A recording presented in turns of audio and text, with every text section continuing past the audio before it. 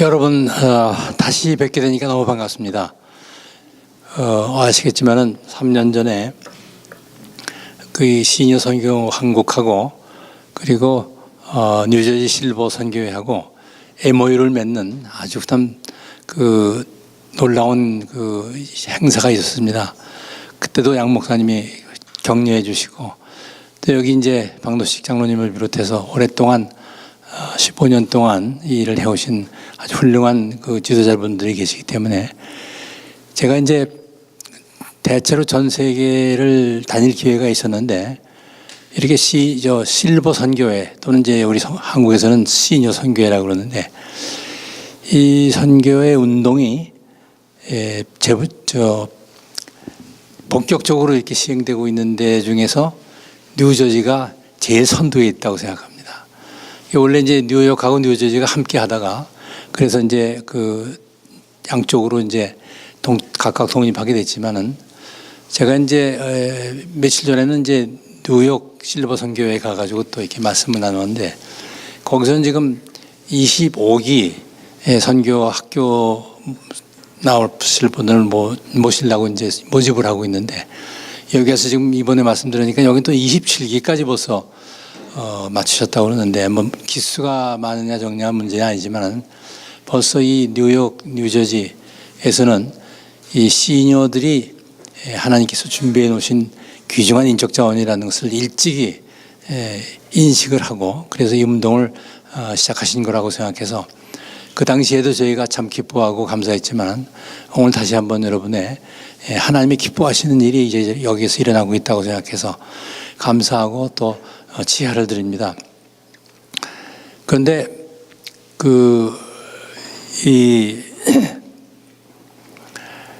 우리 세대 말하자면 이제 이 중에 이제 어르신네들도 많이 계시고 조금 좀 젊은 분도 계신데, 우리 세대가 사실은 5,000년 역사를 돌이켜 보면은 이렇게 각 격동의 시기를 보낸 세대가 없었을 것 같아요. 저는 이제 초등학교 2학년 때까지 이제 일제시대 때 초등학교를 다니고 그랬었는데, 우리 세대는 이제 일제시대의 어려움, 그 다음에 이제 해방, 분단, 또 독립하자마자 2년 만에 한국전쟁, 그러면서 이제 발달을 해왔기 때문에 불과 70년도 안 된 동안에 세계에서 가장 빈곤한 나라, 태국보다도 필리핀보다도 인도네시아보다도 훨씬 못 살던 그런 나라가 70년, 내년인 70년이니까요. 70년도 안 돼서 이 선진국 대열에까지 가까이 간 그런 예가 제가 알기에는 세계 역사상 별로 없습니다. 그러니까 그래서 이제 제가 이제 은퇴하고 난 다음에 하나님이 주신 깨우침이 있었는데, 우리나라는 어떻게 짧은 시간 내에 이런 일이 일어났을까? 그래서 이제 한편으로는 저도 이제 모태신앙으로 태어났기 때문에 이 복음화 가정은 이제 하나님이 하신 일이다, 틀림없다.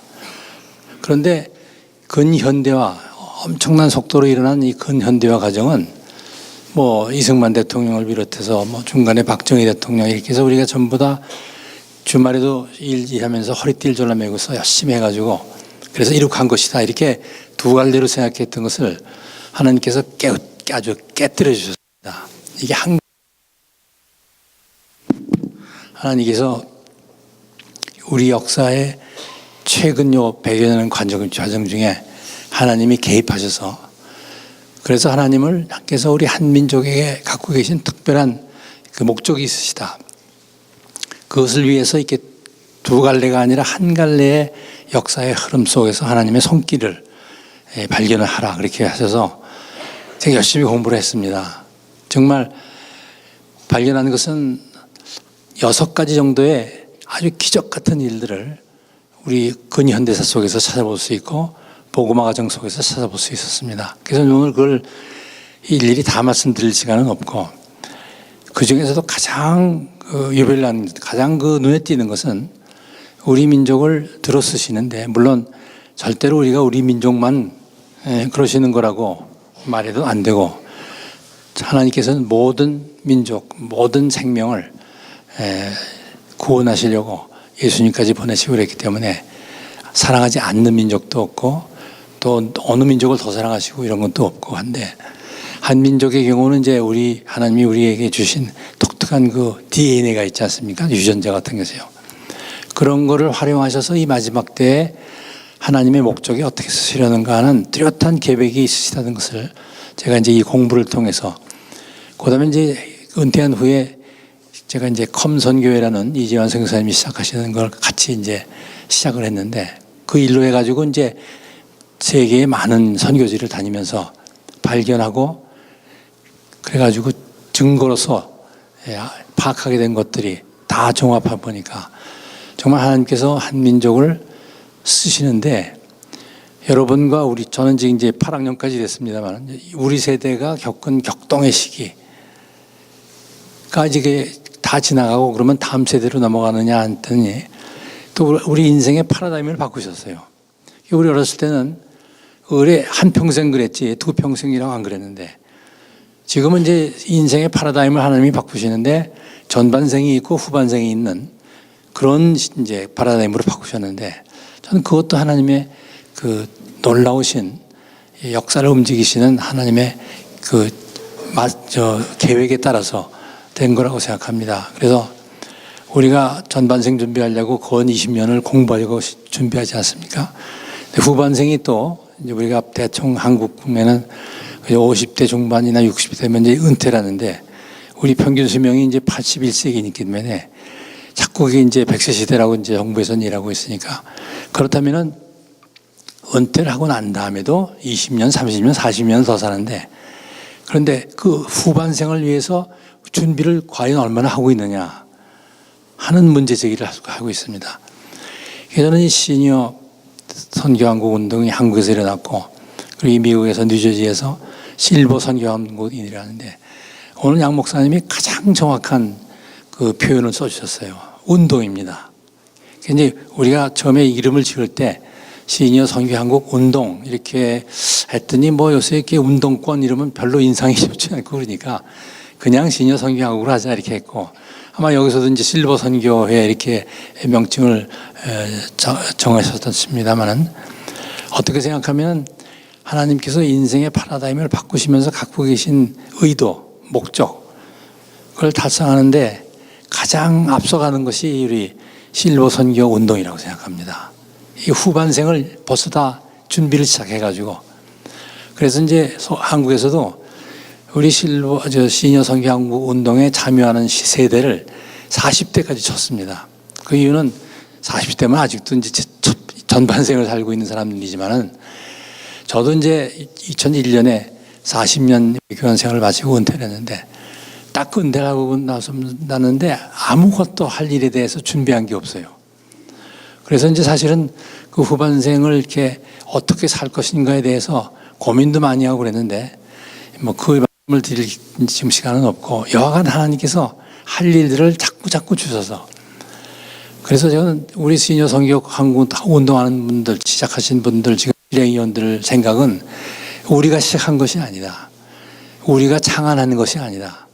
하나님께서 벌써 오래전부터 마치 이스라엘 백성이 가나안에 들어갈 때 모세를 통해서 이 백성이 가나안 들어갔을 때 어떻게 되리라는 것까지도 다 경고하시고 다 얘기를 하신 것과 마찬가지로, 하나님은 미래를 다 관장하시는 분이기 때문에 이제 우리 사회가 이러한 고령화 사회 되기도 하고 여러 가지 이제 격동은 그동안 그 사이에서 하나님이 후반생을 맞이하는 인생 크리스찬들 통해서 하시려고 하는 계획이 있으셔서 그 의도에 따라서 고령화 사회가 우리나라가 세계에서 속도가 제일 빠른 나라입니다.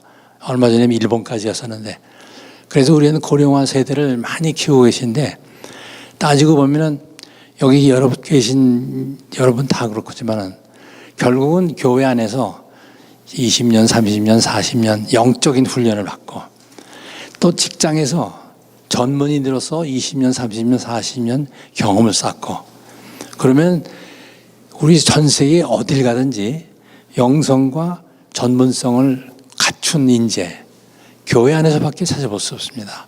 근데 그 인재가 하나님이 이 마지막 때 쓰시려는 인재들이 아닌가 말이죠. 그래서 요즘에 이제 젊은이들의 선교사 지원자 수가 급격히 줄어들고 있습니다. 우리가 전 세계에서 두 번째로 제일 많이 선교사를 내보낸 나라로 하나님이 만드셨는데, 그런데 요즘에 자꾸 줄어듭니다. 선교한국이라는 이제 운동이 있습니다. 그것은 이제 2년에 한 번씩 대회를 열어가지고서 선교사로 갈 젊은이들을 이제 훈련시키고 그리고 이제 모집하는 그런 이제 운동인데 4, 5년 전만 해도 5,000명, 6,000명이 모였습니다. 저도 이제 강사로 가서 그걸 목격을 했는데 그리고 이제 마지막 날에 선교사로 갈 사람들이 앞으로 나오라고 그래가지고 하면 100명, 200명 나와서 가지고서 서원들 하고 그랬거든요. 작년에 이게 계속이 됐는데요. 자꾸 줄어가서 이제 1,000명 정도 이하밖에 안 모입니다. 그 중에서도 또 선교사로 가는 젊은이들이 줄어들거든요. 저는 지금 생각하기를 하나님께서 이렇게 우리 사회에 일어날 앞으로 일어날 일을 다 알고 계시기 때문에 젊은이 수가 줄어들 때 이제 예수님 말씀처럼 추수할 것은 많은데 이 추수할 일꾼이 모자라다가 하면은 주인에게 말씀드려서 추수꾼을 보내달라고 그렇게 말씀하신 그 말씀이 우리 경우에는 젊은이 수가 줄어들지만은 또 할 일은 자꾸 늘어나는데 하나님께서 이 시니어 인적 동원, 실버 인적 자원을 벌써 몇십 년 전부터 교회 안에 준비시켜 놓고 계시다가 때가 이름에 이 운동이 발족하게 하신 겁니다. 그래서 이 뉴저지 실버 운동이, 실버 선교 운동이 지금 15년 됐다고 그러셨는데 우리 서울, 한국에서 하는 그 시니어 선교 운동은 이제 2007년에 시작했기 때문에 딱 금년이 10년째입니다. 그래서 이제 사실은 여러분이 저희들보다 앞서서 이 하나님의 뜻을 받들어서 이 운동을 시작하신 거나 다름없고 그래서 벌써 25기, 27기 선교 수료생들이 나왔다는 것은 벌써 수료생이 아마 1,000명 가까이 되는 거라고 생각하는데 그 중에서 얼마큼 그 인적 자원을 실제로 선교에 미셔널 처치에 정말 일꾼으로 우리가 이제 진짜 활용하고 있는가 하는 건 이제 우리가 계속해서 고민해야 될 문제이긴 하지만 한국에서도 지금 지방에 지금 그러니까 수도권 포택이 대전, 그다음에 전주, 광주, 여수, 순천, 목포 그리고 대구 그리고 부산 이렇게 지역에 시니어 선교회가 형성이 되는데 절대로 우리의 지부가 아니라 다 독립된 자생적인 선교 시니어 선교회가 생겨가지고 그리고 각각 독자적으로 선교 학교를 운영하고 그래서 저희 경우는 수가 좀 많기 때문에 한 1,000여 명의 그 수료한 분들이 배출이 됐습니다. 여러분과 나누고 싶은 얘기는 아까 서두에 말씀드린 것처럼 하나님께서 이 한민족을 향해서 갖고 계신 계획이 무엇이냐 그것을 우리가 뭐 하나님께 여쭤봐서 대답을 들을 수는 없지만은 지난 복음화가 들어온 지 지금 복음으로 들어온 지 지금 131년째인데요. 그 복음화 과정과 우리 근현대화 과정 이거를 하나님께서 잘 들여다보라고 하시는 것은 그 속에서 어떤 하나님의 손길을 발견할 수 있는가 그걸 우리에게 가르쳐 주시려고 하는 것 같아서 또 사실은 그게 확실해야 우리가 한민족 그리스도인으로서 교회로서의 정체성이 무엇이며 무슨 요소산을 받았으며 그리고 이 시대를 사는 우리에게 하나님께서 어떤 기대를 갖고 계시며 어떤 그 꿈을 갖고 계시며 어떤 것을 우리에게 하기로 기대하실 것인가 것을 분별할 수 있을 것 같단 말이죠. 그래서 이제 오늘은 짧게 간단하게 하나님께서 우리에게 주신 저는 이제 대여섯 가지의 기적 같은 일이 있었지만 그걸 다 할 수는 없고 이 선교 분야에서 어떻게 하나님이 우리를 쓰셨는가 그것을 제가 상상으로 또는 이론으로 말씀드리는 게 아니라 제가 목격한 것, 실제로 본 것, 확실한 증거가 있는 것 가지고서 여러분과 지난 100년간을 이렇게 한번 돌아보는 것을 갖고 그래서 이제 우리가 한국의 그리스도인으로서의 우리의 신앙의 유산이 뭐며 정체성이 뭐며 그렇다면 우리 이 시대에 우리에게 원하시는 하나님의 목적이 뭔가 하는 것을 분별하는 그런 시간을 우선 전반부에 갖고요. 후반부에 가면 이제 특히 우리 실버 인적 자원에게 하나님이 원하시는 일들 그걸 이제 저희는 10년간 보니까 하나님께 실버를 쓰시는 영역을 자꾸 넓혀 가시더라고요. 이렇게. 그래서 이제 그런 영역을 우리가 잘 파악을 해가지고서 분별을 해가지고서 실제로 이제 수료하신 분들 또는 관심이 많으신 시니어들 또는 이 어르신이 하나님에 의해서 어떻게 쓰임을 받을 것인가 국내에서 해외에서 나누는 그런 식으로 오늘 이제 진행을 시키고자 합니다. 제가 오늘 집에서 나서는데 우리 집사람 얘기가 당신 시간 좀 지켜 그러더라고요. 근데 제가 항상 좀 덜 길게 하거든요. 하다가 보면은 드릴 말씀은 많은데 시간은 짧고 그러니까 그러다가 어떤 때는 결론도 놓치고 이제 그런 적이 있는데 그걸 맨날 보는 우리 집사람이 경고를 한 겁니다. 제가. 그래서 이게 시계를 이게 딱 해놓고서 제가. 그런데 이제 우리 박전원님 말씀이 한 10시까지는 해도 되지 않겠냐 그래서 너무 길지 않긴 했습니다만은 그래서 이제 저는 그걸 기적 같은 일들을 우리에게 주신 하나님의 경륜을 이제 다는 못 해드리지만은 오늘 우리의 주제에 맞는 걸로 말씀드리려고 합니다. 여러분 이제 우리가 제일 하나님께 받은 선물 중에 제일 큰 것이 우리나라에 복음이 들어온 거 아니겠습니까? 선교사님 통해서. 그게 이제 아펜셀러 언더우드가 들어온 것이 1885년입니다. 그런데 중국은요, 이 동북아에 이제 중국, 일본, 한국이 있는데 우리 그야말로 황인종이죠. 그런데 중국은 7세기에 그 네스토리에라는 그 가톨릭 내 분파가 파문을 당해가지고 동으로 이렇게 쫓겨오다가 결국 당나라까지 가가지고 복음이 처음 들어갔는데 뭐 그 전에 들어간 것까지는 발견을 못했지만 일단은 7세기 때 중국 땅에 복음이 들어갔다. 그럼 이제 이게 비석 같은 게 다 거기 나와 있어서 그 당시에 그래서 이제 그건 확실한 걸로 이제 알려져 있는데 그런데 일본은 그럼 언제 들어왔느냐? 그 스페인의 프란시스 하비에라는 그 선교사가 16세기에 복음 갖고 들어갔습니다. 그런데 이제 일본에서의 그 복음이 진행되는 과정 보면 수태 많은 사람들이 희생을 당하고 그러면서 지금은 일본은 인구 전체의 1%도 그리스도인이 없는 그런 나라로 지금 이제 돼 있거든요. 근데 우리나라는 19세기 말에 주셨습니다. 그러니까는 우리 같은 황인종인데 조금 불공평하게 우린 제일 늦게 주셨는데 지난 그 100여 년간을 다 살펴보니까 중국도 그렇고 일본도 그렇고 하여간에 짧은 요 100여 년간에 하나님이 우리 민족을 통해서 하신 일이 엄청나다. 정말 기적과 같은 것을 발견하게 됩니다. 그 중에 하나가 물론 처음에 복음이 들어온 거죠. 선교사님들 통해서.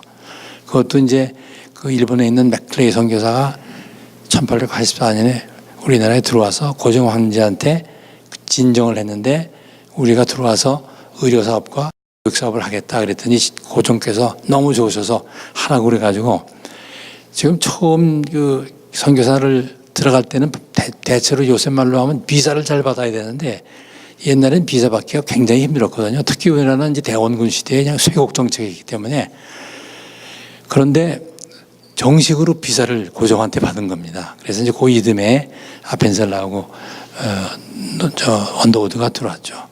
처음에 들어왔을 때 기적 같은 일들이 몇 개 있는데 그냥 제목만 말씀드리면은 선교사가 처음 우리 땅에 밟을 밟기도 전에 성경이 만주 땅에서 한글로 번역되기 시작해서 87년에 성경 전서라는 아주 엉성한 번역이지만 중국 땅에서 출간이 된 겁니다. 그러니까 대개 선교사가 들어가서 말 배워서 그 말로 성경을 번역해서 그러려면 뭐 5년에서 10년이 걸리는데 들어오기도 전에 벌써 만주 땅에서 그건 이제 영국에서 온 잔 로스, 존 맥킨타이어, 이제 순교한 토마스 선교사보다 조금 더 늦게 들어온 분들이 만주 땅에서 지나다니는 이 당시 조선 사람 장사꾼들에게 복음을 전하고 세례를 주고 똑똑한 사람 골라서 깜짝 놀란 것이 이 다 중국 사람하고 비슷하게 생겼으니까 의뢰 중국말만 하고 중국 글밖에 없니라던데 이 사귀어보니까 말도 다르죠. 글자가 또 있다니까 깜짝 놀라서 그중에 똑똑한 사람 골라가지고 엉성하지만 성경 번역을 한 거죠. 그래서 이제 이수정이라는 양반이 일본에 또 유학을 갔거든요. 농업을 배우러 갔습니다. 근데 농업을 배우는 쯔다생이라는 선생님이 크리스찬이었어요. 이렇게 보니까 벽에다가 이렇게 한자로 쭉 이렇게 걸어놓은 놨는데 이 양반이 물론 양반이니까 잘 읽으니까 보니까 산상수훈을 한자로 해서 이렇게 써놓은 거고 이게 도대체 뭐 공자의 삼강오련 뭐 이런 건 다 한자로 읽었는데 도대체 이런 글이 도대체 이 뜻을 보니까 아주 희한하게 참 너무 감동적인 거거든요. 그래서 이제 8개월 만에 세례받고 이분이 또 성경 번역을 한자로부터 해가지고서 그래서 아펜살라하고 언더우드가 들어올 때요. 마가복음 한글판을 들고 들어왔어요. 이 기적입니다. 이런 일이 있을 수가 없죠. 그리고 또 만주에서 믿게 된 한국 분들이 자기 고향에 들어가서 그냥 자생적으로 교회 공동체 비슷한 걸 만들어서 언더우드 선교사가 들어온 지 며칠 안 되는데 한국 분이 황해도에서 왔다면서 왔는데 황해도 소련에 맞아서 왔는데 여기 두 사람을 예수 믿게 되니까 세례를 주시오 말이죠. 이런 일들이 일어났는데 이 초기에 우리나라에 복음화 들어가는 과정을 자세히 보면요. 딴 나라에서는 있을 수 없던 놀라운 일들을 하나님께서 베푸신 겁니다. 저는 어떻게 생각하냐면 그때로부터 400년 전에 한글을 창제하신 세종대왕이요. 하나님의 손길로 한글 창제하셨다고 그렇게 믿고 싶습니다. 왜냐하면 그래가지고서 일찍부터 한국말로 번역된 이기 때문에 서민들이 성경을 쉽게 접할 수 있었고 그래서 평양대봉 했을 때 어떤 학자의 말에 하면 21만 명의 그리스도인이 예수를 믿게 됐다는 건데 그래서 이제 그 다음에 지금 말씀드린 평양대봉이요 선교사 들어온 지 30년도 안 돼서 일어났습니다. 근데 제가 전 세계에 부흥이 일어난 역사를 다 봤는데 거의 평양대봉 시기에 부흥이 일어났던 영국의 웨일스 거기 보봉이 들어간 지 1000년이 넘는 데고 미국의 캘리포니아에 있는 아주사 거기에서 큰 부흥이 일어났는데 복음 들어간 지 200년이 된 데고 영국의 윌리엄 캐리가 들어가서 인도에다가 번역한 지 거기 200년이 지났는데 다 그런 정도의 시간이 지난 다음에 하나님께서 복음을 부흥을 주신대. 부흥은 어떤 부흥을 봐도 사람이 일으킨 게 없습니다. 하나님이 주신 겁니다. 그게 그런데 우린 30년도 안 됐는데 부흥을 주셨어요. 지나고 보니까 부흥이 일어난 지 어떻게 했습니까? 1907년에 일하고 2010년에 일본이 우리를 병탐했지 않습니까? 그 전에 우리에게 부흥 주셨죠. 자, 이제 그런 얘기를 한참 계속할 수는 없고 참 재밌는 것은 우리 5,000년 역사를 보면요. 우리 조상들이 해외에 나가서 경영했다는 그런 기록이 거의 없습니다. 뭐 장보고가 이제 장사 뭐 하고 있다는 건 그런데 하나님께서 19세기 말부터 20세기 초부터 그 5,000년을 이 한반도에 갇혀있던 우리 한민족을 흩어지기 시작합니다.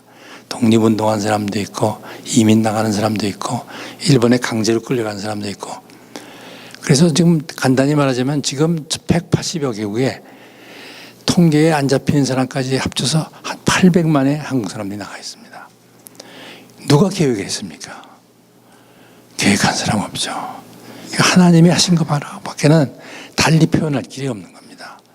그러니까 이 사회과학을 한 사람들도 이런 현상을 보고서 누가 이거 계획했지?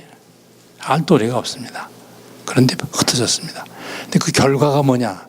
제가 이제 세네갈에 1985년에 세네갈에 대사로서는 처음으로 이제 부임을 했습니다.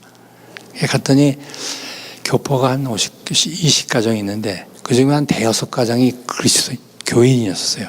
그분들이 저를 찾아와서 대사님 교회 다니십니까? 아, 저 다닙니다. 그랬더니 우리가 주일날마다 돌아가면서 집에서 주일 예배를 드리는데 합류하시죠. 그래서 물론 하시죠. 그게 이제 그렇게 시초가 돼가지고 제가 거기 있는 동안에 한인 교회가 개척이 됐습니다. 지금 1985년 얘기니까 많은 세월이 흘렀는데 그 교회가 커졌어요. 안 믿던 사람이 그 교회에 나오기 시작해서 그 사람이 또 신학 공부를 해가지고 목사가 돼서 다시 또 거기에 갔으니까 자라가지고서 지금 눈여겨볼 것은 원주민 선교를 하고 있습니다. 그러니까 전 세계 180여 개국의 교포교회가 없는 데가 없습니다. 한국 사람 믿는 사람만 있는 데면은 2명이 있든 3명이 있든 교회 공동체를 맺으면서 조금 커지면 목사님 모시고 그리고 결국은 원주민 선교를 시작하는 겁니다. 그래서 제가 눈으로 보고서 확인한 것은 하나님이 흩으신 목적은 우리 한국 분들, 한국 그리스도인들로 하여금 각 선교지에 선교 교두보를 만들 걸 목표로 하셨다. 저는 그렇게 믿습니다. 근데 아까 제가 또 어느 분하고 얘기를 하다가 이 미국하고 뭐 이렇게 여기에 한국 교회가 몇 개나 될까? 근데 제가 알기는 지금 한 10년 전에 외교부에서 조사를 했어요. 그런데 교회가 뭐 대사관이나 영사관에 등록할 의무가 없습니다. 그러니까 파악하기가 무지가 어려서 할 수 없이 교인이 300명 이상의 교회만 한번 조사를 해라 그래가지고요. 그런데 미국과 카나다를 졸업했어요. 조사했어요. 교회가 몇 개를 나왔을 것 같습니까? 5,500개예요. 미국과 카나다에만. 그런데 어저께 제가 어느 목사님하고 얘기를 했는데 300명 이하 숫자가 미국이나 카나다에 있는 교회, 한인교회의 70%입니다. 300명 이하. 그러니까 통계에 안 잡힌 교회들이 더 많은 겁니다. 그러니까 그거 다 합치면 저는 뭐 10,000개가 넘지 않을까. 이 카나다하고 북미만 하더라도. 자, 그런데 중남미도 있죠. 아프리카도 있죠. 동남아도 있죠. 중앙아시아도 있고, 유럽도 있고. 그러니까 저는 얼음 잡아서 전 세계에 최소한은 2만 개 정도의 교포교회가 있지 않을까. 요새 이제 그걸 디아스포라 교회라고 그러는데. 그러면 그 교회들의 역할이 여러 가지가 있겠지만, 물론 교포들을 복음하려는 노력이 있겠지만은, 그러나 궁극적으로는 원주민 선교를 하는 겁니다. 선교 교두보 역할을 하는 겁니다. 그게 하나님이 흩으신 중요한 목적 중에 가장 중요한 거다. 저는 그런 이제 결론을 제 개인적으로 내린 겁니다. 자, 그런데 그걸로 끝인 게 아니고 진짜 1980년대부터 우리 한국 교회들이 눈을 떠가지고 선교사를 내보내기 시작합니다. 제가 이제 그 검성교회를 같이 한 그 선교사님이 여러분들이 아시겠지만 이재환 선교사님이라고 정말 한국에서 가장 그 고참이신 동시에 훌륭한 세네갈 안에 있는 간비아라는 나라가에서 이제 파사역을 하셨는데, 그런데 그때 그분이 하나님의 그 부르심을 받고 선교사로 나갈 때 파송해주는 교회가 없었어요. 1980년대 초인데. 그만큼 우리가 물론 그전에도 심지어는 일제시대도 부분적으로는 선교사를 내보냈는데 선교를 본격적으로 시작한 것은 80년대 후반부터입니다. 그런데 80년대 후반부터 다시 말하면 한강변의 기적이 일어났던 그 시기가 한국 교회가 폭발적으로 늘어나서 5만 개, 6만 개가 되는 그 시기였습니다. 그래서 이제 그때부터 선교사를 보내기 시작해서 우리나라가 금세 세계에서 두 번째로 선교사를 많이 나간 교회, 내보내는 교회가 됐어요. 작년에 지금 2만 7천 명의 선교사가 나갔다고 그 KWMA에서도 발표하고 그랬는데요. 그게 두 번째입니다. 근데 미국이 제일 많고요. 지금 이 반쪽짜리 인구 5천만 밖에 안 되는 나라가 세계에서 두 번째로 선교사를 많은 배출한 나라가 됐다는 것. 기적 같은 일입니다, 사실은. 우리 저거 평범하게 우리는 지나치지만은. 그래서 최근에 이제 브라질이 선교사를 많이 내보내기 시작해서 아마 3만여 명은 남았는 얘기가 들었기 때문에 우리가 세 번째가 된지 모르지만 숫자가 중요한 것이 아니라 인구 비례로 보면은 한국이 압도적으로 1위입니다. 선교사 내보낸.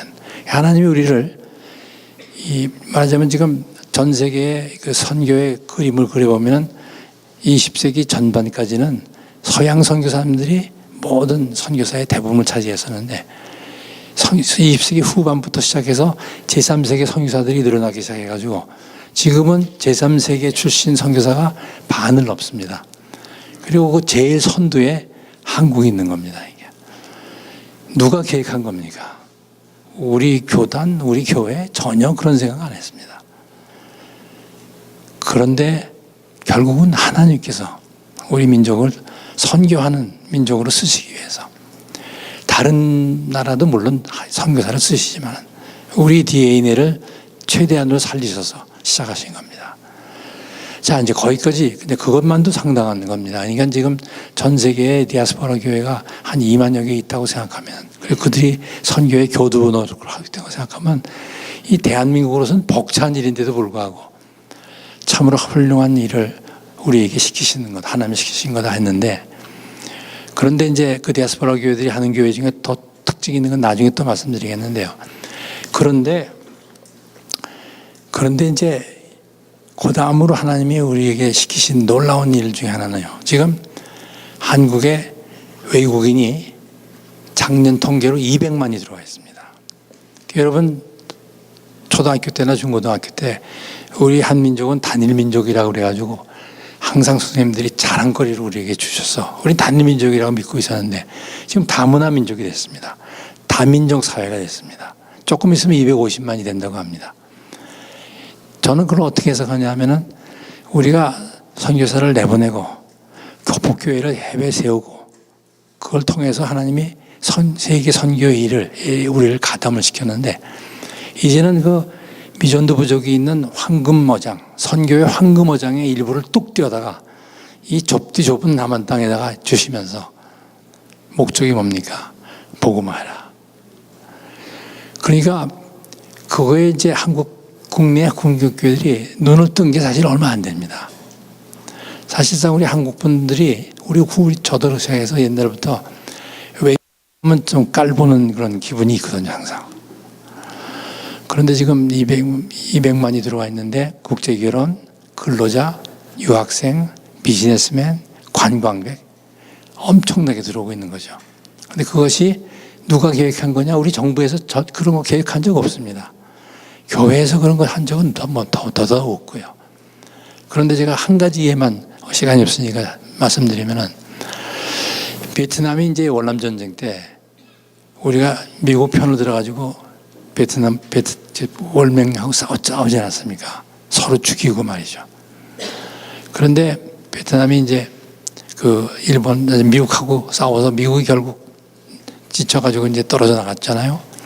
그리고 이제 얼마 안 돼서 제가 이제 외부 차관을 할 텐데 이 베트남의 제1석이, 이 제1당석이면 아주 최고 비린자인데 큰 대표단을 끌고 한국으로 왔어요. 몇 년 전까지 서로 총을 대고 싸우던 원수인데 말이죠. 그래가지고 이제 국무총리 그때 이용구 총리가 있을 때 총리가 이제 다른 적 만날 때 이제 차관이 배석을 하기 위해서 배석을 했는데 이 베트남 공산당 제1석이 이름까지 잊어버렸는데 하는 얘기가 얼마 전까지 우리가 원수였다는 얘기 다 하지도 않고 너희 나라가 30년 동안에 최빈국에서 선진국 대열까지 가는 걸 우리가 봤다. 우리가 너희를 지금 모방하려고 그런다. 너희 패턴을 따라가려고 그런다. 우리를 배우기 위해서 왔다. 딱 이러더라고요. 그래서 이제 우리 이용구 총리께서 웃으시면서 저희는 30년 걸렸지만 베트남 국민 같으면 아마 20년이면 하실 겁니다. 이렇게 말씀드리니까 아주 그분이 웃는데 말이죠. 그리고 이제 몇 년 전에 베트남하고 노무자를 받아들이는, 근로자를 받아들이는 협정을 맺었거든요. 지금요, 우리나라에 들어오는 근로자 수를 따져보면은 첫 번째로 많은 게 중국입니다. 근데 중국은 또 조선족이 대부분입니다. 두 번째가 베트남이 됐습니다. 이 베트남 사람들은요, 자기네가 동남아 사람이라고 안 그럽니다. 그래서 생긴 것도 그렇고 오죽했으면 이제 미국하고도 싸우고 불란서하고도 싸우고 그러던 아주 지독한 백성들인데 이 백성들이 지금 엄청난 속도로 이제 자라고 있는 겁니다. 한국의 뒤를 따라오는 거죠. 근데 그 속에 이제 20대의 베트남 여인이 있었는데 한국의 어떤 교회에서 그 요즘에 이제 그 외국인 사역을 많이 시작을 합니다. 그래서 이제 베트남 그룹을 만들어서 베트남 사람 해가지고서 그 20대 여인이 예수님을 믿고 그래서 이제 세례를 주고 제자 훈련을 너무 똑똑하니까 이 세례를 막 줬어요. 자, 그런데 이제 임기가 끝나서 떠나게 되니까 마음이 아픈 게 자, 베트남 가면은 거기 뭐 누가 가르쳐 줄 사람이 있습니까? 선교사가 있습니까? 선교사가 있긴 있어도요. 베트남은 외국 선교사가 베트남 사람한테 복음을 전하면 추방입니다. 자, 그런데 가서 뭐 성경도 없고 목사도 없고 그러면 이 기껏 키우는 이 20대 여인이 금방 예수님을 잊어버리지 않을까 그 걱정을 하면서 보냈는데요. 한 1년 후에 편지가 왔습니다. 제가 제 고향 골짜기 고향에 돌아가서 고향 사람들한테 이웃 동네에 가서 사람들한테 제가 배운 예수님 얘기를 하고 다녔어요. 그때 그중에 확 관심을 표명하는 사람들이 생기고 어떤 사람들은 자기도 너처럼 예수를 믿으면 좋겠다 이런 사람들이 있다는 겁니다. 그러니까 빨리 와서 저를 도와주십시오. 그러니까 이 교회에서 그냥 너무너무 기뻐서 그래서 이제 목사님이랑 다 갔더니 정말 그렇더라는 거예요. 자, 외국 선교사가 들어가서 우리 컴성교회도 지금 3가정을 보내는데요. 자기 신분을 숨기거나 교포만 데리고서 교회 하는 건 괜찮은데 베트남 사람한테 하면은 추방인데, 자, 베트남 여인이 20대 여인이 자기 고향에 가서 복음 전하는 것 베트남 정부가 아무도 상관 안 없습니다. 교회 세워도 상관 안 합니다. 우리 백성끼리 하는 거라고 말이죠. 다시 얘기하면 하나님은 이 베트남 같은 나라 선교사가 가서 복음 전하기가 절대로 힘든 나라에 복음이 들어가는 방법을 다 갖고 계셔서 누굴 시킬까? 딴 데도 시킨 데가 있을지도 모르죠. 우리가 몰라서 그렇지. 그런데 한국에 몰려드는 외국인들의 근로자도 그렇고 국적이 일어난 사람들도 그렇고 그들을 한국교회가 복음화시켜서 그들이 고향에 돌아가서 거기에서 자기 나라 사람들에게 자기 나라 말로 설득력 있게 하면 정부도 말리지 않고 말이죠. 그러니까 그런 일종의 그 전략을 하나님이 다 갖고 계셨는데 거기에 쓸 사람을 한국의 근로자들, 오는 근로자들을 통해서 복음화시키고 보내는 일로. 그걸 이제 요즘에 역선교라고 부릅니다. 리버스 미션이라고 말이죠. 거꾸로 이제 가는 거죠. 그렇게 이제 한국에 들어오는 머슬림 교도들 나라에서 많이 들어옵니다, 지금. 그 사람들 우리나라에 있는 동안에. 그런데 우리나라에 있는 동안에요. 이따 얘기를 말씀 나누겠지만은 이 외국인들을 도와줄 일이 엄청나게 많습니다. 자, 국제 결혼하면요. 시어머니한테 맨날 말도 잘 안 통하니까 뭐 음정도 오면 돼요. 맨날 구박받죠. 애들은 학교 가면 왕따 당해서 울고 돌아오죠. 부부가 일해 먹고 살 텐데 애는 누가 보고 저거 말이죠. 그 사람들이 외롭게 와서 악전고투하고 있는 그 상황에 여기 이제 우리 여성분들이 계신데 교회에서 30-40년 동안 교회에서 섬기는 일만 해오신, 맞으면 교회 섬기는 데 있어서는 전문가죠, 전문가. 그런 분들, 건강한 분들이 그런 데 가가지고요. 말 못해도 좋습니다. 그냥 사랑을 퍼부어 주는 겁니다. 그러면 그 외롭고 힘든데 자기 애들 봐주고 말이죠. 그 마음문이 열리죠. 그러면은 그 마음문이 열렸을 때 예수님을 영접하게 해줄 수 있는 기회가 생기는 거예요. 뭐 이런 일들이 지금 한국에서 사방에 일어나고 있거든요.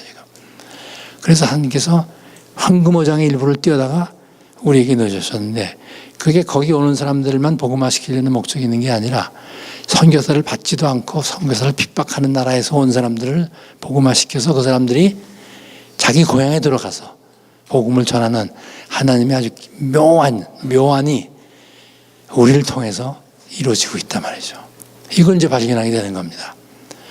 그러고 보니까 하나님께서 우리에게 복음을 주신 131년이 됐는데, 그리고 우리를 근대화를 시작하신 이제 1948년 건국한 후에 그 일에 우리에게 주신 모든 그 축복들, 시련 속에서, 그러니까 저는 그 우리에게 온 시련, 일본의 압제, 뭐 그다음에 북한이 분단된 것, 그 아픔, 전쟁 동안에 서로 죽였던 비극, 이런 것들이 사탄의 반격이라고 생각합니다. 이 사탄도요, 저는 그런 혼자 생각을 해보는데 예수님의 행적을 보면은 예를 들어서 미친 사람을 만났을 때 이제 귀신 쫓아주는 기상 보면은 이 미친 사람은요 예수님을 알아봐요. 이게 하나님의 아들이 아니냐고 딱 이렇게.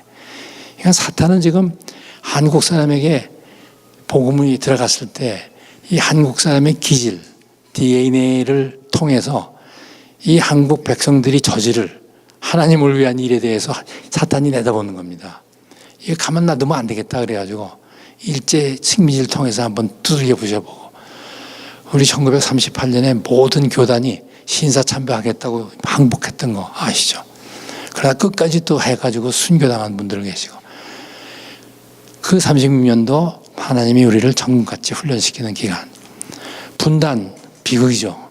그러나 지금 돌이켜보니까요, 우리 내년이면 우리 대한민국 선지 지금 70년이 되는데 하나님께서 뭘 보여주셨느냐.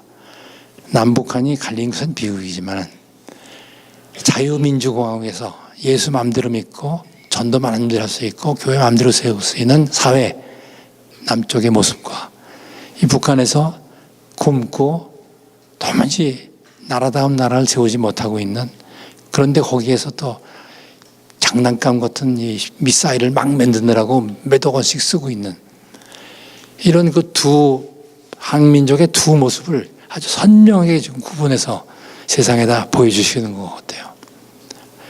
뭐 이런 다 이제 우리에게 하나님이 해주신 일들인데 그걸 이제 말씀드릴 시간이 없고요. 그래서 따라서 하나님께서 한 민족을 들어 쓰신다. 근데 여러분과 저 같은 이미 한 번 쓴 세대가 아닙니까? 우리는 이제 몸소 피부로 체험했죠. 이 발전 과정을. 그래서 이제 이 세대는 할 일이 끝났다고 세상에서는 생각하고 있는데 하나님은 그걸 훨씬 뛰어넘는 계획을 갖고 계셔서 쉽게 말하자면 이 실버 세대들아, 시니어 세대들아, 내가 너희를 한 번 더 쓸 필요가 있어서 쓰려고 하니까, 그래서 교회 안에서 30, 40년 동안 훈련시킨 거니까 내 일을 좀 해다오 하는 말씀을 여러분과 저 같은 이 실버 세대에게 하고 계신 것 같아요. 아까 말씀대로 여기 여성분이 계신데요. 이런 하고 다니면 이제 여성분들이 나중에 하는 얘기가 전 가정주부라서 하나님이 쓰실 데가 없다고 말이죠. 아무것도 내가 도와드릴 게 없다고 그럽니다. 제가 그럽니다. 하나님 눈에 쓸모없는 사람은 한 사람도 없다. 장님도 제자들이 무슨 죄로 저게 장남이 됐을 때 하나님의 영광을 위해서 그 눈 고치시는 일, 나병 환자 고치시는 일, 몇천 명을 먹이시는 일, 그러니까 인간들이 갖고 있는 모든 괴로운 일들, 영원히 이제 궁극적인 목적이지만 이런 것들을 총체적으로 다루신 분이 예수님이거든요. 그래서 이제 아까도 우리 목사님께서 미셔널 처치라는 걸 하시는데, 미셔널 처치가 하는 이제 선교라는 것은 그냥 가서 교회 세워야 되겠다, 교회에다가 사람 모아야 되겠다, 그걸 전문으로 한 선교사님들은요, 그 원주민들이 갖고 있는 빈곤 문제, 질병 문제 하는 그 온갖 문제들, 그걸 다룰 전문적인 지식도 없고 경험도 없어요. 그런데 하나님이 준비해 놓으신 시니어들은요, 저희 이제 통계를 이렇게 내보면요, 직업이 20몇 가지예요. 그리고 이제 영어로 화이트 칼라도 충분히 있고, 블루 칼라도 충분히 있어요. 뭐 심지어 미용사, 자동차 정비공, 이런 기술자들이, 그분들이 이제 교회에서도 보직이 다 끝났고, 직장도 끝났고, 그런 분들 중에 건강한 분들이 하나님이 쓰시고자 준비해 놓으신 인적 자원인 겁니다. 현직인 사람이야 자기 직장 때문에 뭐 어디 못 가지 않습니까? 근데 실버들, 시니어 세대들은 건강만 하나님이 허락해 주시면 하나님께 쓰임받을 수 있다. 그래서 이제 저희 시니어 선교한국이 이제 10주년이 돼가지고 다시 한번 우리 10년을 돌아보면서 우리가 한 건 없습니다. 하나님께서 시작하셨고 하나님께서 이끌어 오셨고 열매 맺은 분부터 하나님이십니다. 우리가 명성을 떨치고 싶지 않습니다 말이죠. 우리가 잘했다고 말하고 싶지 않습니다. 우리는 쓰임을 써주셨는데 써주시니까 하나님이 뜻하시는 것들이 지금 일어나고 있는 겁니다. 그런 정신을 가지고 이제 되돌아보고서 앞으로 뭐를 더 잘해야 될까 이제 했는데요. 지금 이제 한국의 시니어 성교학 운동은요, 정말 저는 운동이란 말이 딱 맞다고 생각합니다. 다이나미즘이 있어야 되는 건데요. 그런데 교회도 그렇고 선교단체도 그렇고 자꾸만 이게 체제가 생겨가지고서 경직화돼가지고서 이 새로운 움직임에 적응하기도 힘들고, 그리고 이 조직의 규정에 자꾸 매이기 시작하고 말이죠. 그래서 시작할 때는 이게 하나님의 영광을 위해서라고 시작하는데 한참 성공을 향해서 가다 보면은 그게 하나님의 영광보다는 내 프로그램, 내 프로젝트가 성공해야겠다는 생각이 더 앞서는, 난 그게 교회 안에서도 잘못하면 일어날 수 있는 것 같아요. 우리 교회가 참 건물도 커지고 뭐 해가지고 숫자도 많아지고 하는 것이 성공이라고 생각하면 저는 안 된다고 생각합니다. 하나님이 기뻐하시는 일을 했는데 인간의 눈을 볼 때는 실패처럼 보이더라도 그게 하나님이 기뻐하시는 일이면 그게 진짜 우리가 추구하는 게 돼요. 저는 늘 그럽니다. 우리 시니어 선교연구회 이제 실행위원들 모였을 때 우리가 성공을 목적으로 하지 말자. 뭐 얼마나 많이 세웠다. 뭐 이런 거 가지고 목적으로 삼지 말자. 우리가 하고 있는 그 열매들이 하나님이 기뻐하시는 일인지만 가지고서 우리가 기도하면서 나가자. 이제 그렇게 해가지고 이제 우리 조직이 좀 엉성합니다. 그런데 여러분, 그래서 이 실버 조직도요, 이게 엉성하다는 거 절대로 그렇게 서럽게 생각하지 마십시오.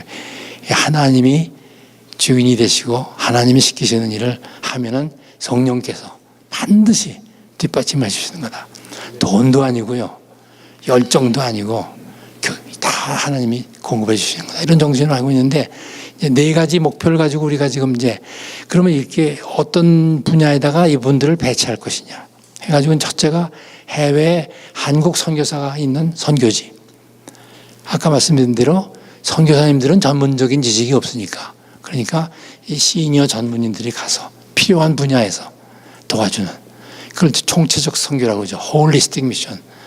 예수님처럼 거기에 이제 보내는 게 있어. 지금 한 50명 정도의 시니어 선교사님들이 이제 나가서 선교사들 도우면서 일하고 있죠. 그다음에 두 번째는, 자, 하나님께서 아까도 영역을 넓혀주셨다고 말씀드렸는데, 그 영역이 뭐냐면 국내에 와 있는 외국인 200만. 우리 도에 외국인이 없는 도가 없어요. 우리 5, 6만 교회가 도마다 없는 데가 없지 않습니까? 그러면 자기 지역에 외국인들이 반드시 있는 겁니다. 그 사람들을 찾아가서 딴 거 아니고 예수님의 사랑 먼저 맛보게 해주고, 그 사람들이 우리 외국인이 와서 딴 사람들은 다 우리를 차별하는데 이 사람들은 왜 우리한테 자기 손해를 무릅쓰고도 뭔가 우리를 위해서 도와주려고 하느냐 하는 예수님의 사랑을 맛보기 시작하면은, 그 사람이 머슬림 출신이든 힌두 출신이든 무슨 출신이든 간에 마음 문이 열리지 않겠습니까? 근데 그게 예수님 때문이라는 것을 이제 조금씩 가르쳐 주는 거죠. 그 일들이 이제 시니어 선교 운동에 참여하는 분들의, 또 이 선교학교 졸업한 분들의 중요한 이제 영역이 이제 되어가고 있습니다. 근데 세 번째는, 저는 북한이 개인적으로도요, 오래지 않아 문이 열린다고 생각합니다. 지금 김정은이 하고 있는 짓 중에 바둑으로 말하면 잘못 두는 걸 패착이라고 그러죠. 패착이 아닌 게 없어요. 뭐 이게 쏘올리는 것도 뭐 전부 다 하면은, 이번에도 트럼프 대통령이 되는 그 시기에, 우리 대통령이 임명하는 그 시기에 또 빵빵 쏘올렸는데, 그건 결국은 김정은에게, 북한에게 불리한 환경만 만들고 있는 겁니다. 제재, 안보이사회에서 제재하고 막 하는 일이죠, 지금. 그리고 이제 이 미사일 하나가요, 우리 돈으로 1억 원이 넘어듭니다. 그럼 그걸 또 돌아대가지고 다 없애는, 재를 만드는 겁니다. 그게 지금 열 몇 기를 올렸거든요. 그러면 이제 군부한테다가 이거 자꾸 만들어 그럴 거랍니까? 그러면 한 대에 1억 원이 넘어드는 거를 몇십 개씩 자꾸 더 만들어야 되면, 그럼 백성들 먹여 살리는 건 어떡합니까? 제재는 받고 말이죠. 그러니까 지금 언젠가는 모순에 부닥쳐가지고서 내분이 일어나든지, 중국이 보다 못해서, 중국은요, 일본이 핵무장 갖는 거는 죽어도 막으려고 합니다. 하는데 북한이 이걸 떠든 건 뭐냐면은, 일본도 쏠 수 있다 하면서 쏘거든요. 그러면 이제 일본 정부와 국민들한테, 우리도 그러면 핵무기 가질 수밖에 없다는 그 구실, 아주 구실을 그냥 맨날 던져주고 있는 겁니다. 중국이 제일 싫어하는 겁니다. 지금 그걸 하지 않아서 일본이 핵무장 안 하겠는데 자꾸 핵무장을 해야 되겠다는 이유를, 구실을 자꾸 만들어주고 있거든요. 그러니까 이제 중국도 언제 가가지고는 이제 모순에 부닥치게 됩니다. 굉장히 복잡한 일이라서 뭐 더 말씀드릴 수는 없지만, 저는 그 뒤에 역사의 주인이신 하나님의 계획이 있으시다고 믿습니다. 그래서 언젠가 북한이 열릴 날이 올 때, 자, 북한은 어떻게 할 거냐? 여러 가지가 있겠습니다만, 저는 그렇게 생각합니다. 물론 교회들은 가서 다시 교회를 재건해줘야죠. 평양이 옛날에 동양의 예루살렘이라고 했지 않습니까? 그런데 더 그것과 병행해서 반드시 해야 될 것은 북한 사회를 경제를 다시 일으켜주는 일입니다. 다 망가졌으니까. 누가 합니까? 전문인들이 가야죠. 어떤 전문인? 현직에 있는 사람들은 시간이 없어요. 시니어 중에 북한 사회를 재건할 수 있는 분야마다의 전문 사람들이 다 있습니다. 하나님이 다 준비시켜 놓으셨습니다. 그래서 우리 생각하기를 이분들이 이제 북한이 열리면 가서 북한 분들하고 손잡고 농업은 농업대로 산업은 산업대로 그 전문가들이 가서 우리의 경험을 살려서 도와주는 데는 아주 최적격자가 실버인적 자원입니다. 실버인적 전문인들. 그게 지금 막 생기고 있지 않습니까? 그래서 저희들이 모퉁이돌 같은 그 북한 전문 단체들이 있습니다. 거기에서 하는 그 훈련 과정에다가 이제 위탁시킵니다. 북한에 가서 나무 심으시는 김 장로님이 이 교회시죠. 예. 아주 서울만 오시면은 꼭 저하고 만나셔가지고서 오늘 이번엔 몇십만 그릇이다 이렇게 말씀하시는데 그분이 다리가 불편하신 애 아닙니까? 정상적으로는 쓸모가 없다고 생각하기 쉬운 사람을 하나님께서 뽑으셔가지고서 그래서 제가 그랬어요. 농담으로 당신이 성한 사람 같으면 북한 정권이 못 들어오게 했을 거다. 근데 절을 하시고 가서 그냥 나무만 심으시니까 의심할 게 별로 없으니까 딱 뭐 수십 번 가셨지 않습니까? 그런 일꾼들을 그분들 시니어 아닙니까? 이 실버 아닙니까? 하나님께서 다 준비해 놓고 있으니까 문제는 우리가 얼마큼 그러한 인식을 가지고 동원을 할 수 있느냐. 그게 이제 문제가 되겠다. 마지막으로는 이제 차세대 교육입니다.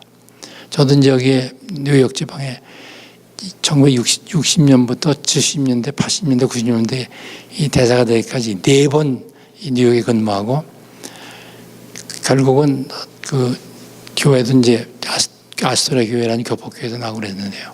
거의 13년 정도를 뉴욕 생활을 하는데 처음에 60년대 왔을 때 딱 한국 교회가 2개밖에 없었어요. 마나탄에 중앙교회라는 장로교회하고 그다음에 감리교회예요. 그다음에 70년대 와보니까 수십 개가 됐어요. 80년대 하니까 수백 개가 됐어요. 90년대 이제 대사로 오니까 600개인가 뭐 그렇다고 그래요. 뭐 자세히는 모르지만. 그러니까 여기에 이제 그 우리 디아스포라 교회들이 그들을 하나님께서 키우셨는데 그런데 과연 하나님이 그 목적이 무엇일까? 그러니까 내 교회가 중요하고 내 교단이 중요하고가 아니라 세계를 무대로 해서 일하고 계신 하나님의 눈으로 볼 때 왜 우리를 미국에 보내셔서 뭐 배경과 이유가 다 다르시겠지만 결국은 여기 보내셔서 어떤 하나님의 목적에 해당하는 일을 시키시려는 것이냐. 전 그걸 찾는 것이 진정한 미셔널 처치라고 생각합니다. 거기에 치중을 해야 되죠. 그러니까 프로그램이 많은 게 이제 다 좋은 거긴 하지만 또 안 믿는 사람들을 이렇게 끌어들이는 역할도 하지만 거기에 열중하다 보면은 프로그램을 시작하면은 성공해야죠. 또 성공 수단은 자꾸 찾게 되죠. 예산이 작다, 뭐 사람이 적다 하면서 그러다가 보면은 하나님의 영광을 위해서 하겠다는 원래 목적이 자꾸 희석이 되는 그런 경향이 한국 교회 여긴 안 그러라고 믿습니다만 한국 교회에 상당히 있는 겁니다. 자, 그래서 이제 이런 말씀을 이제 대충 마치고 여기 자꾸 우리 집사람이 저를 쳐다보니까 빨리 마쳐야겠는데요. 그래서 이제 그러면 이제 이 실버 선교의 사명을 받은 우리가 이 시대에 할 일이 뭐가 있을까 말이죠. 그런데 참 우리가 주목해야 될 것은 세계 선교의 환경이 급속하게 변하고 있습니다. 근데 그 변하는 방향이 이 실버의 전문인들이 쓰임을 받기에 좋은 환경으로 돼가고 있어요. 그래서 이제 뭐 예를 하나 들자면은 요새 이제 그 유엔에서도 영어로 Age of Migration, 이주자의 시대. 그래가지고 1년에 2억 7천이 사람이 이동을 합니다. 그리고 단체에서 통계낸 거 보니까 20년 후인가요? 그렇게 되면은 전 세계 인구의 50% 이상이 도시에 들어온다는 겁니다. 도시로. 그걸 뭘 의미하냐면은 제가 이제 2010년에 남아프리카에서 열리는 그 로산느 대회에 가서 보니까 그런 얘기들이 막 쏟아져 나와요. 그래서 결국은 이제는 미전도 부족을 찾아가려면 먼 나라를 찾아가서 산골짜기에 들어가고 이렇게 찾아가는 시대가 이제 지나가고요. 우리 딸이 선교사를 가 있는 그 기니라는 나라도 보면은 그 미전도 부족을 상대로 해서 선교하겠다고 들어간 그 산골짜기에 있는 사람들 중에 상당수가 또 수도에 벌써 나와서 있어요. 그러니까 들어가서도 해야 되지만 수도에 나와 있는 미전도 부족도 또 해야 된다 이런 얘기입니다. 그런 현상이 지금 난민 사태 때문에도 일어납니다. 난민이 뭡니까? 도저히 못 살겠다. 무슨 이데올로기도 아니고 종교도 아닙니다. 못 살겠다 말이야. 그래서 살 곳을 찾아간답니다.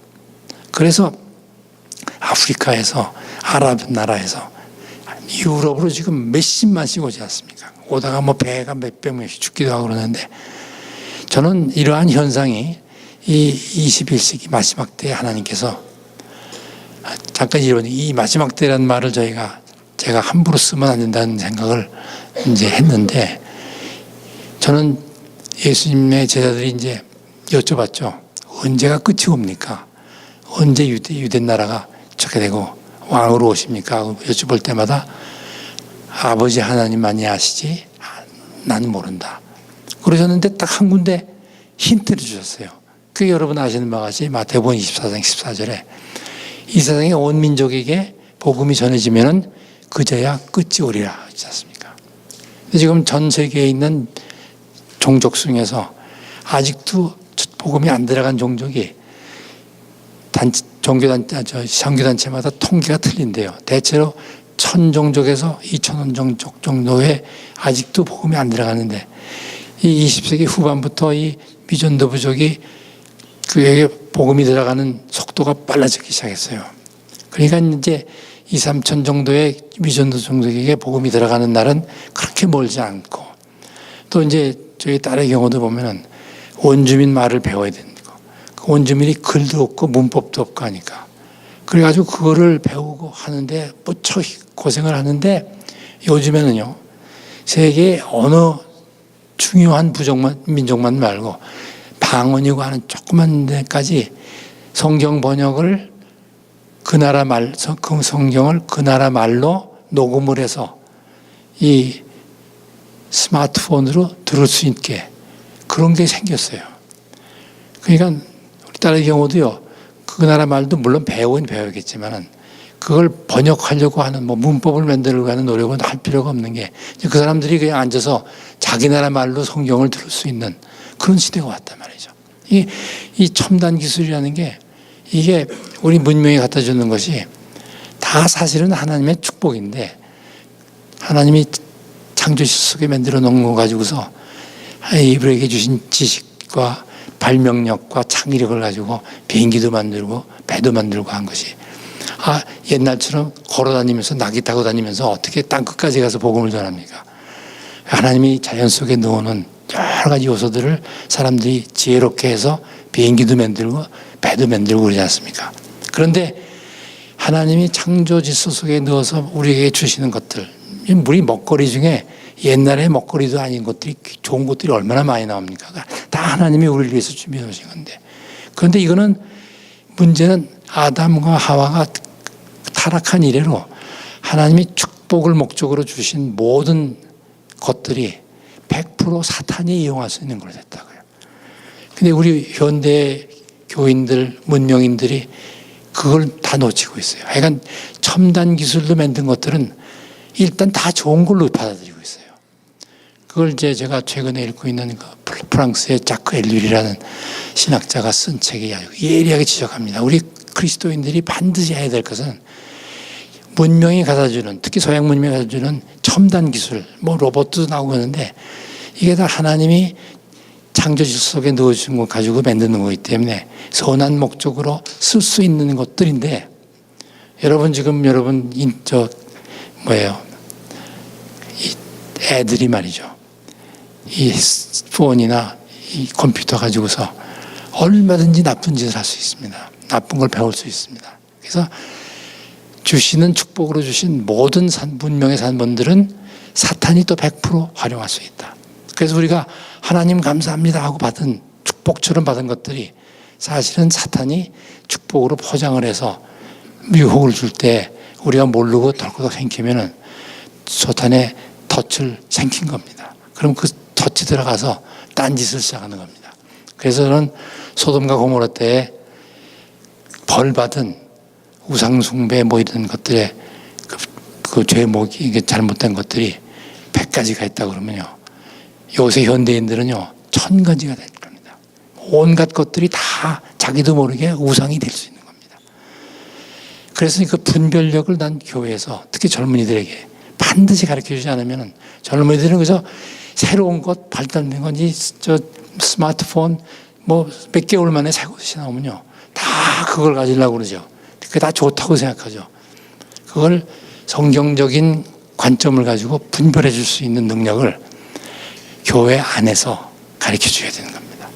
그래서 한국 어떤 교단은요 주일학교 50%가 문을 닫았어요. 애들이 안 오고 왔다가도 가고 떠나가고 부모도 안 보내고 말이죠. 대학생 중에 대학만 졸업하면은 교회 떠나는 수가 자꾸 늘어나고 있어요. 이런 것들이 우리가 이 문명을 너무 초고속으로 모방하고 맹종을 하다가 나오는 부작용들인데 그걸 성경적인 만목으로 신앙으로 분별할 수 있는 눈을 교회에서 세워줘야 그래야 바울이 에베소 6장에서 얘기한 전신갑주를 입혀서 내보내야 되죠. 그런데 이 교회라는 온실 안에서 우리가 통하는 말 가지고 다 봉사 많이 하고 뭐 주일학교도 하고 성가대도 한다고 그래서 칭찬하는 모범 청년들 이 안에서는 그래요. 그런 사탄이 완전히 점령하고 있는 사회에 들어가서 사탄하고 싸워야 돼요. 무장시켜줘야 돼요. 그런데 교회 와서 듣는 그 좋은 말씀에 취하다가도 지금 이제 교회 문을 나가서 자기 인생의 앞길을 생각해가지고서 나아가려고 할 때 여기서 배운 대로 하면은 이 경쟁 사회에서 경쟁을 할 수가 없단 말이에요. 그러니까 이걸 둘을 타협을 해보려니까 힘들어지고 그러다가 보면 교회를 떠나는 아이도 생기고 우리나라 자살률이 OECD 국가 중에서 지금 10여 년째 이 1등입니다. 자살률이요. 올해 어렸을 때 춘궁기가 되면은 밥을 굶었어요. 근데 그 시대에 자살한다는 소식이 전혀 없었어요. 근데 이렇게 우리가 풍요하게 사는데 어째서 자살들을 이렇게 많이 할까? 하루에 작년에는 40몇 명이었는데 평균 금년은 30몇 명이 세계 1등인데 자살합니다. 하루에. 근데 그중에 4분의 1 내지 5분의 1은 청소년이에요. 청소년이 왜 자살을 합니까? 희망이 없어요. 교회에서 싸울 수 있는 투사로 만들어줘야지만 전신갑주를 벗어놓고 나가지 않고 입고 나가서 그 경쟁사회에서 성경적 원리를 가지고 싸워서 이길 수 승리는 예수님께서 벌써 십자가와 부활로 딱 성취해 놓으시고 너희들 나만 따르기만 하면 너는 항상 지지 않을 거라 하고 보장을 해 주셨는데 우리가 찌리 겁을 먹고 마치 정탐꾼들이 12놈이 나갔다가 10놈이 와가지고 아유 도저히 안 되겠습니다. 그러니까 여호수아 갈렙이 아무리 해도 안 돼가지고 결국은 광야 40년 한 것처럼 말이죠. 세상에 나와서 싸울 수 있는 투사들을 키우기를 얼마나 원했길래 이 바울이 왜 하필이면 나가서 이렇게 사람 죽이는 역할하는 이 장비 그거를 무장시키는 비유로 썼겠어요. 그만큼 치열한 싸움을 써야 되고 결국 바울은 결국 나가서 거기 희생돼서 죽었지 않습니까? 그것도 무관하고 나가야 되는 그런 길을 키워야 때문에 차세대 교육이야말로 저는 이제 여기 10여 년 근무하면서 여기 교회 분들, 목사님들하고 얘기 들어보면은 제일 큰 고민 중에 하나가 우리 아이를 그냥 죽으라고 한국 사람으로 하여튼 정체성을 지키게 할 거냐. 아니면 아이 뭐 여기서 사니까 여기서 다 미국 학교 다니니까 미국 사람으로 되게 하느냐. 아니면 적당한 이게 섞느냐. 어떤 정체성을 가진 인간으로 키울 것이냐. 교회도 이게 한인교회를 그냥 막 끝까지 고집할 것이냐, 아니면 국제교회로 만들 것이냐, 뭐 이런 그 아주 절실한 고민들이 다 있으신 걸 봤거든요. 그걸 갖다가 이제 성경적인 원리에 입각해서 해결해 나가실 책임이 여러분들에게 있지만은 그걸 해야 될 의무 중에 하나가 난 실보들에게 있다고 생각합니다. 왜냐하면은 실보에 잘못이 있습니다. 아까 우리 사사기 2장 10절부터 15절까지 읽었을 때 아주 그 한 구절은 제가 아주 충격을 줬어요. 여호수아가 110살에 돌아가셨다. 그 또래가 다 돌아가셨다. 그 또래들은 하나님께서 이스라엘 백성을 어떻게 해오셨는지를 다 아는 제너레이션이었다. 그런데 꼭 다음 절입니다. 다음 장이 아니고 그 다음 절에 다음에 올라온 세대는 여호와도 모르고 여호와께서 이스라엘 백성을 어떻게 해오신지도 모르고 그래서 곧장 바알신 섬기는 길로 들어갔다. 하나님이 노하셔서 벌을 주신 장면이 그게 사사기의 출발 아닙니까? 그게 사사기의 그 어두운 시기가 약 400년간 계속되는 거 아닙니까? 근데 어떻게 생각하니까 제가 우리 세대가 이렇게 급성장을 하고 뭐 서양 사람 못지않게 잘 살고 이렇게 만든 것이 우리 세대에 허리띠를 메고 굶어가면서 했기 때문이니까 우리 세대가 잘하는 공이 있습니다. 근데 잘못한 게 있다 그러면은 여호수아 세대처럼 다음 세대에게 하나님이 우리 조선 한국 민족을 위해서 해오신 일들 그거를 우리 선배들이 계승을 시켜줘서 그래서 다음 세대들이요 우리들의 신앙의 유산이 이렇게 왔구나. 마치 아브라함, 이삭, 야곱, 요셉 이게 전부 다 그 신앙이 성경 보면 이 계승을 통해서 하나님이 일을 하셨는데 우리는 이 계승이 자꾸 잘라지고 있어요. 교회 안에도요 뚝뚝뚝뚝 나이별로 잘라가지고서 각각 젊은이들 따로따로 예배하는데요. 뭐 그것도 뭐 잘못되는 건 아닙니다. 그러나 하나님께서 일하시는 방법은 세대가 세대를 계승하는 것이 일관되게 구약 성경에 신약 성경에 나와 있는 거 아닙니까? 따라서 이제 저는 그래서 우리 실버 세대가 이렇게 활성화돼 가지고서 교회 안에서도 젊은이들에게 멘토링도 해주고 해가지고 이 신앙의 유산이 하나님이 우리 역사 속에서 우리 복음을 어떻게 주셨으며 그리고 어떻게 발전시키고 성장시켰는가 가르쳐줘야 얘들에게 정체성이 생깁니다. 저는 요새 아이들 그 대학에서 가르치면서 한동대니 이런 데서 가르치면 보면요 정체성이 약해요. 왜? 안 가르쳐서 그래. 우리가 계승은 안 해줬어. 그러니까 우리 세대가 큰 회개거리가 있다면은 하나님이 우리 세대를 통해서 일을 하셨는데 잘된 거는 우리가 한 거라고 그러면서도 잘못된 거에 대해서는 우리가 잘못이라는 것을 인식을 못하고 있는데 저는 여호수아 세대 다음 세대가 곧장 그 타락으로 들어간 것들이 우리가 그대로 겪고 있는 것이 아닐까 하는 그런 걱정을 하게 됩니다. 자, 이제 시간이 이제 그만둬야 되겠어서 이제 꽤 오래 하셨습니다만 여러분께서 견디고 들으셔서 감사하고요. 그래서 이제 이 시니어 세대의 인적 자원이라는 것은 하나님께서 벌써 몇십 년 전부터 우리가 전혀 모를 때부터 다 준비해 놓으신 인적 전문인 자원이다. 이것을 동원해야 된다. 근데 이제 이런 말씀을 이제 잘못하면 조금 몸이 약하시고 그렇지 않은 분들이 어르신 내지가 더 많거든요, 사실은. 섭섭하게 생각하실 수도 있는데 적어도 난 오늘 이렇게 오신 분들은 벌써 저걸 넘으셨다고 생각합니다. 내 여생을 30년, 40년을 주신다는 하나님의 뜻이 있으시다. 목적이 있으시다. 나를 미국에 보내신 데에는 미국에서 태어난 우리 아이들에게는 하나님이 갖고 계신 꿈이 있으시고 계획이 있으시다.